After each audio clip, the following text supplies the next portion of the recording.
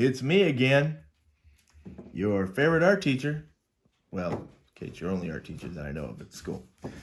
We're going to go ahead and we're going to, for 4th and 5th grade again, we're going to go ahead and do this one. This is week 2, and it's called Visual Texture. And like I said, I know several of you that are already on remote have already done 1, 2, and you were working on 3, or you've done 3. But I wanted to go back and catch these because I know I haven't gone over these in class. So I'm going to go back over these and maybe you'd like to hopefully do these at home. If not, then we will be doing them in class one way or the other. But with the visual texture, it's the way something looks, but it looks like how it would feel. Okay? So on this one, I've gone over a bunch of them: bumpy, fluffy, prickly, wood, brick, wet, stone, scales, woven, hairy, and fur. Those are what you're going to choose from. I'm going to use hot, cold, I might use steel, and I might use one other one.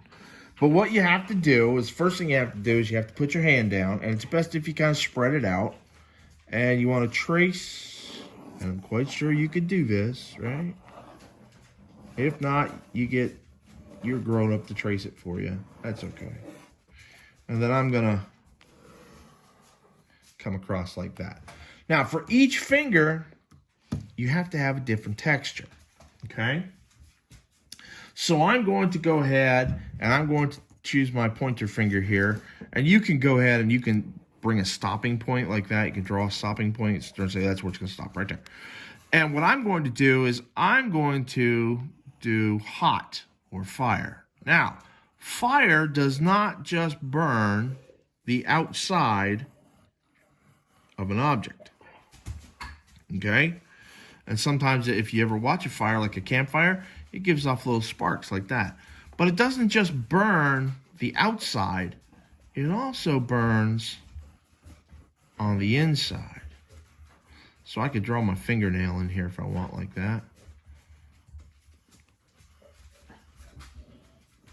And sometimes in comic books they do this. They put like where it's on fire but you don't see the flames. That's just you don't have to do that. So that would be hot or fire, okay?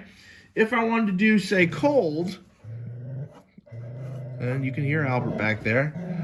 If I was going to do cold, cold to me usually says icicles. So I would do icicles hanging off of that like that. Now, if something's cold or it's frozen, it's not just frozen on the edge. There would be icicles that might hang down here as well.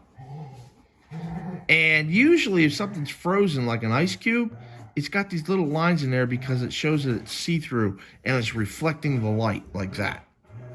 Okay? And just for giggles, let's do another one. Let's do feather up here. I won't do steel, I'll do feather. And with feather, I can make them pointy. Yes, you hear my lovely dogs in the background. They're fighting over something weird. I don't know what, that's what it is here in the home studio. Now, feathers come outside the finger as well.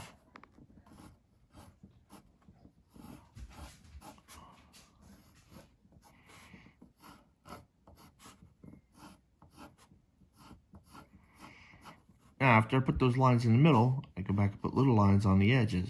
You guys know what a feather looks like.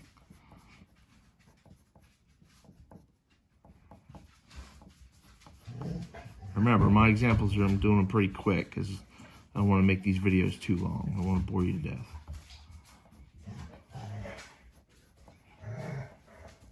Okay, now I didn't finish that, but I would. All right, I would finish all that one. And then I would do a different one here and a different one here. You don't have to do one on the palm if you don't want to, but you can if you want to. Now, the thing about it is after you're done with this, of course, I want you to trace them, and then I would want you to color them. Now, I want to show you a little trick with ice. Even though it's not listed as your, it's not listed as one of your things, I just thought I'd show it to you just in case you'd ever want to mess around with it. So if we have our icicles,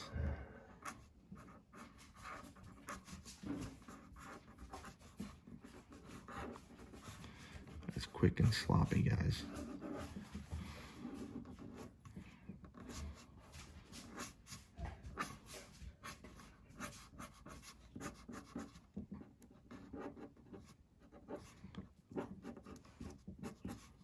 Now, when you do something like ice or glass, all you need is really light blue, and you don't color it in.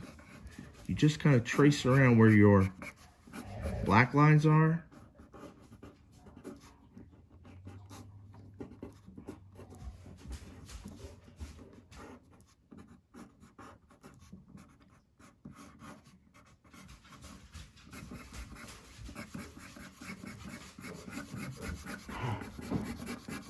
And that makes it look like it's cold or it's icy.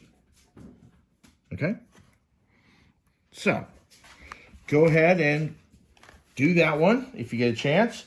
Remember, I always want you to send them to me, so have your grown-up take pictures for me and send them to my email. It's on the paper there. And hopefully that helped you. I know it was kind of quick, but hopefully it helped you with lesson number 2 for visual texture. Okay, dad joke. Here we go. Why are skeletons never bothered by anything? It's because things can't get under their skin.